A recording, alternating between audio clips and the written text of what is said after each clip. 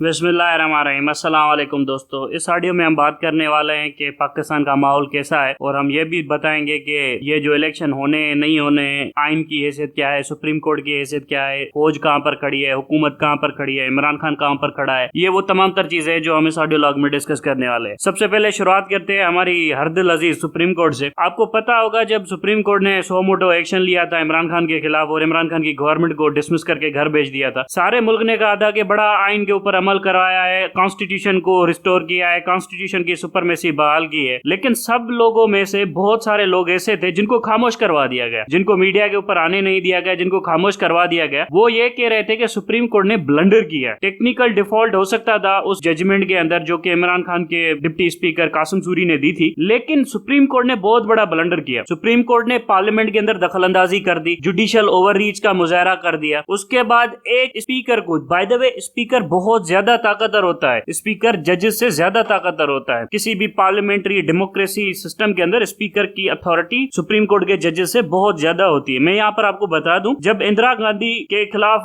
Supreme court के अंदर case चल रहा था तो इंदिरा गांधी को सुप्रीम कोर्ट में बुलाया गया था, इंडियन सुप्रीम कोर्ट में। तो इंदिरा गांधी की जो चेयर थी वो जस्टिस के साथ लगाई गई थी, मतलब जजेस के साथ चेयर लगाई गई थी, लेकिन उस चेयर की साइज थोड़ी छोटी थी, लेकिन चेयर उसकी जजेस के साथ लगाई गई थी। इंदिरा गांधी वहां पर जो विटनेस चेंबर होता है उसके अंदर नहीं खड़ी हुई थी और ना ही वो पब्लिक में बैठी थी, वो प्राइम मिनिस्टर ऑफ इंडिया थी। तो उसके प्रोटोकॉल में उसको बुलाया गया था तो उसकी चेयर जजेस के साथ लगी थी। ये प्रोटोकॉल होता है और पार्लियामेंट की ताकत सबसे ज्यादा होती है, जजेस से कहीं गुना ज्यादा होती है। ये सबको पता होना चाहिए था, लेकिन मसला ये था कि पीटीआई वाले थे बचे और पीटीआई का जो स्पीकर था कासिम सूरी, उसने तो बिल्कुल रज के अपना गेम खेला और सुप्रीम कोर्ट के सामने एक अच्छी खासी दीवार बना दी और एक अल्टरनेटिव ऑफर कर दिया कि इलेक्शन में चलते हैं। इलेक्शन हो जाते उस वक्त पर, लेकिन सुप्रीम कोर्ट ने टांग अड़ाकर इलेक्शन नहीं करवाया। लेकिन आज वही दिन है, वही सुप्रीम कोर्ट है, वही चीफ जस्टिस है जिससे इलेक्शन नहीं हो पा रही, वो इलेक्शन करवाने में नाकाम जा रहा है। वजह क्या है? वजह ये है कि ये बेवकूफ थे, हमें भी बेवकूफ बनाया, हम सबको है ना इन लोगों ने बेवकूफ समझा हुआ था। ये सुप्रीम कोर्ट की जुडिशियल सुप्रीमेसी, कॉन्स्टिट्यूशन की हिफाजत करेगी जुडिशरी।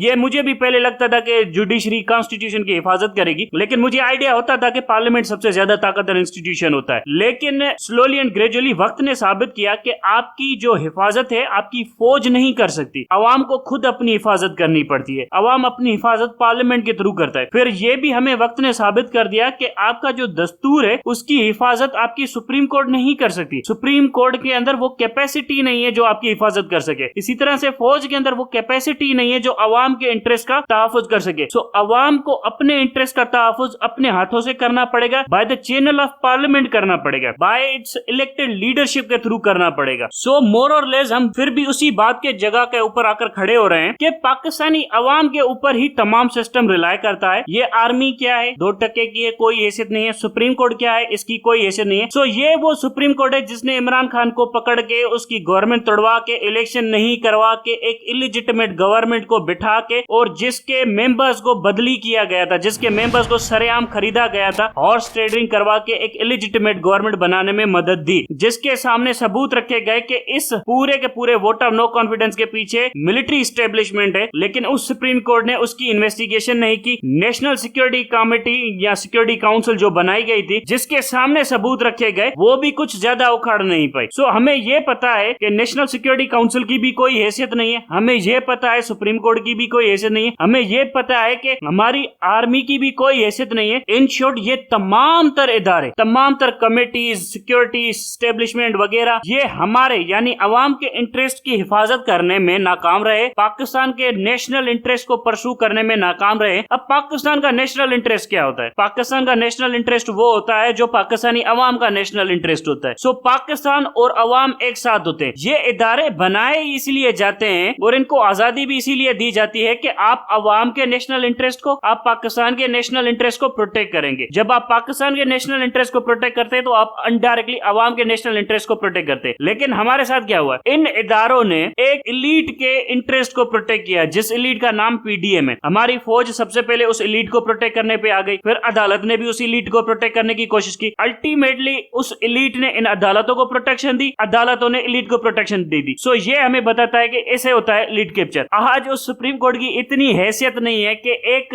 गवर्नर, स्टेट बैंक के अंडर आने वाला एक ऑफिसर, वो भी कह रहा है कि तुम्हारी कोई हैसियत नहीं है, मैं तुम्हारी बात नहीं मान रहा। ये सुप्रीम कोर्ट की हैसियत है। सो ये हमें बता चाहता है कि एक्चुअली में पाकिस्तान के साथ हुआ क्या है। बहरहाल ये तमाम तर मसाइल हल हो जाएंगे, सारी की सारी इलेक्शनें भी हो जाएंगी अपने टाइम के ऊपर, उसके बाद इमरान खान वजीर आजम भी बन जाएगा, ये भी मैं आपको बता देता हूँ। लेकिन मसला ये है कि उसके बाद आप क्या करोगे, मुफाहमत करोगे, माय फुट। आपको उन तमाम जनरलों के खिलाफ एक्शन लेना है, उन जजेस के खिलाफ एक्शन लेना है, उस पीडीएम की जमात के ऊपर आर्टिकल 5 आर्टिकल 6 के केसेस चलाने हैं, आपको उन मीडिया के लोगों के ऊपर केसेस करने, आपको बहुत सख्त केसेस करने। जिस तरह से सुप्रीम कोर्ट की धज्जियां उड़ा के रख दी है ना आज पार्लियामेंट ने, हालांकि मुझे बहुत गुस्सा है सुप्रीम कोर्ट के ऊपर। मैं तो चाहता हूं कि इनको इनकी औकात पता चले। मैं कभी भी वुकला की हिमायत में नहीं खड़ा रहूंगा, मैं कभी भी किसी चीफ जस्टिस की हिमायत में नहीं खड़ा रहूंगा। मेरी हिमायत हमेशा पार्लियामेंट के साथ ही रहेगी। वजह यह है कि मुझे पता है कि ये जज अगर बच गए ना तो सामने वाले टाइम पे जस्टिस काजी फायजी साहब, तो मैं इसीलिए चाहता हूं कि इस जज की धज्जियां उड़ जाए ताकि काजी फायजी साहब को भी मौका ना मिले कि वो कुछ ज्यादा उखाड़ पाए, ताकि काजी फायजी साहब के खिलाफ जब पार्लियामेंट इंपीचमेंट करे तो सारे जजेस वुकला की मतलब है ना टांगे कांप जाए। मैं चाहता हूं कि पार्लियामेंट सबसे ज्यादा ताकतवर हो। और मुझे मतलब एक बात की खुशी हो रही है, हालांकि इलेक्शन नहीं हो रहे, लेकिन एक बात की मुझे खुशी हो रही है कि पीडीएम की जमात ने, फौज ने सुप्रीम कोर्ट को उसकी औकात याद दिला दी। और ये वो चीज है जो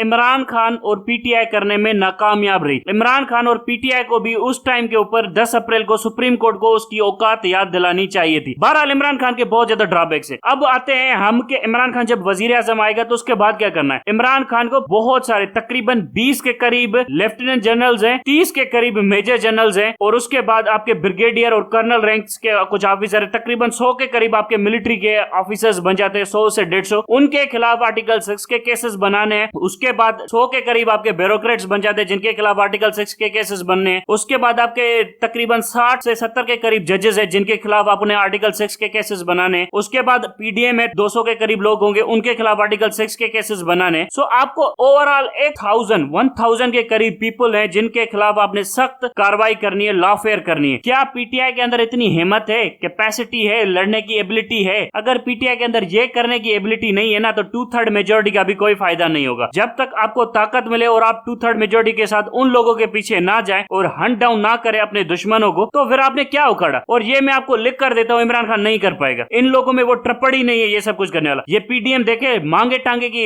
गवर्नमेंट है, फिर भी देखे कैसे सुप्रीम कोर्ट की धज्जियां उड़ा के रख दी है इन लोगों ने। सो ये वो चीज होती है, ये वो स्किल होता है जो आपको सीखना पड़ता है पॉलिटिक्स के अंदर कि सुप्रीम कोर्ट को उसकी औकात में कैसे रखा जाता है। ये एक लेसन है। सुप्रीम कोर्ट को उसकी हैसियत बताना, पार्लियामेंट को उसकी हैसियत बताना, ये एक बहुत बड़ा सबक है। और ये पाकिस्तान की आवाम को सीखना चाहिए, पीटीआई को सीखना चाहिए। इसमें लोग कहेंगे कि यार इलेक्शन नहीं हो रहा, कॉन्स्टिट्यूशन टूट रहा है। बिल्कुल टूट रहा है, लेकिन ये फिर भी तोड़ कर बैठे हैं ना, चला रहे हैं ना। सो इससे हमें पता चलता है कि सुप्रीम कोर्ट की भी कोई हैसियत नहीं है और ना ही होनी चाहिए, क्योंकि आने वाले दिनों में वैसे भी इमरान खान प्राइम मिनिस्टर बनेगा, फिर जस्टिस काजी फायजी साहब बैठा होगा। तो हमें यह भी सोचना चाहिए कि चलो सही है, सुप्रीम कोर्ट की ये लोग धज्जियां उड़ा के रख दें और सुप्रीम कोर्ट को मतलब फारिग कर दें। फिर जब इमरान खान प्राइम मिनिस्टर आएगा तो जस्टिस काजी फायजी साहब की भी धज्जियां उड़ाने में हमें मजा आएगा। बाकी रही बात इनसे इलेक्शन कैसे लेना है, तो इलेक्शन तो हम इनके डंडे के जोर के ऊपर लेंगे। आसिम मुनीर की माँ, बहन, बेटी सब इलेक्शन करवाएंगे। फिर तुम लोग देखोगे कि ये कैसे करवाएंगे। इनकी गर्दनों पे ऊपर घुटने रख के हम इलेक्शन करवाएंगे। वो इलेक्शन हम इनसे डंडे की जोर के ऊपर लेंगे। बाकी सुप्रीम कोर्ट के फैसले से इलेक्शन अगर हमें मिल भी गया ना, तब लोग कहेंगे कि सुप्रीम कोर्ट ने किया, ये किया। लेकिन जब हम इनकी माँ बहन एक करके इलेक्शन लेंगे ना, फिर अवाम की ताकत का लोहा माना जाएगा। फिर आसिम मुनीर की भी फटेगी, फिर इस फौज की भी फटेगी, फिर ये पीडीएम की भी फटेगी कि हाँ अवाम अब हम गर्म हो गई, अब डंडा देगी हमको। तो ये वो चीज है,